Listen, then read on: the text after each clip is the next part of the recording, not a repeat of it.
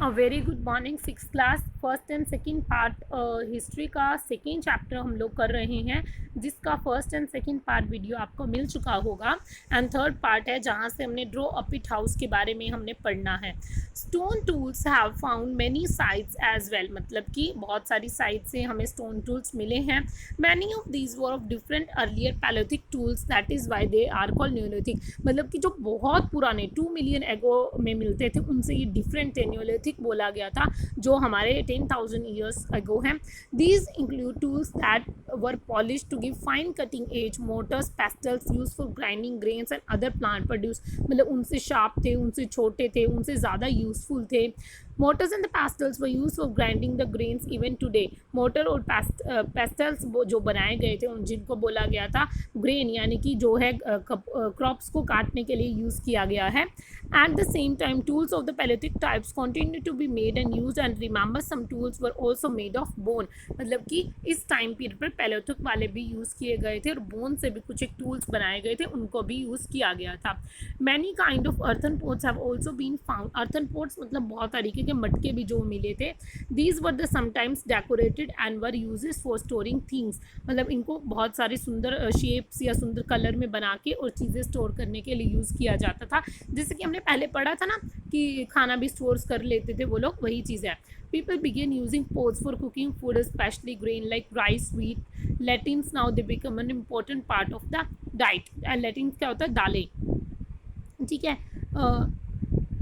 किस तरीके से खाना स्टोर करने के लिए और खाना प्रोड्यूस करने और कुक करने के लिए इन चीज़ों को यूज़ किया गया था।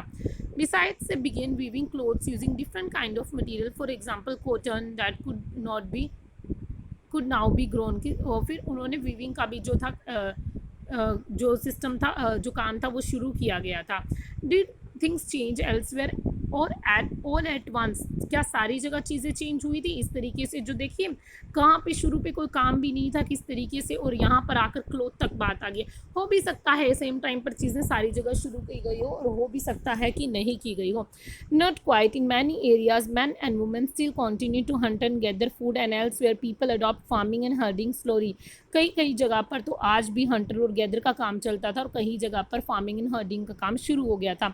Over several thousand years, beside in some cases people tried to combine these activities, doing different things during different seasons, और अलग अलग seasons में लोग अलग अलग activities जो हैं वो शुरू कर रहे थे। A closer look, living and dying in the Mehergar. This site is located on the Faitel Plain near the Bolan Pass, which one of the most important routes into the Iran. Iran की किसी एक जगह के बारे में mainly बात की जा रही है। Mehergar was probably one of the place where people learned to grow barley and the wheat and rear sheep and the goats for the first time in this area. यहाँ पर क्या किया गया था? क्रॉप्स को और हंटिंग को पहली बार सीखा गया था। It is one of the earliest village that we know about. At this site many animals bone were found. यहाँ पर बहुत सारे जानवरों की हड्डियाँ जो है वो हमें मिली थी। Bones of the wild animals such as deer and the pig were also bone of sheep and goats were found. Other find at Mehergar include remain of the square or the rectangular houses. Each house has 4 or 3 compartment, each of which may have been used for storage.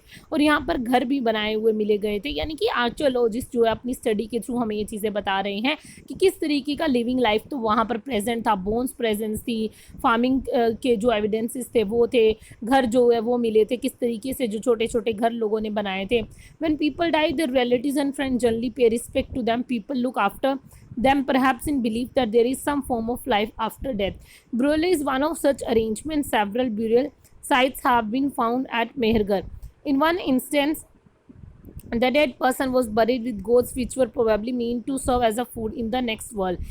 अब ये क्या चीज़ है? यहाँ पर क्या है कि जब लोग डेथ हो जाती थी उसके बाद उनके जो रिलेटिव्स थे वो क्या करते थे, उनके घर को उनकी तरह संभालते थे।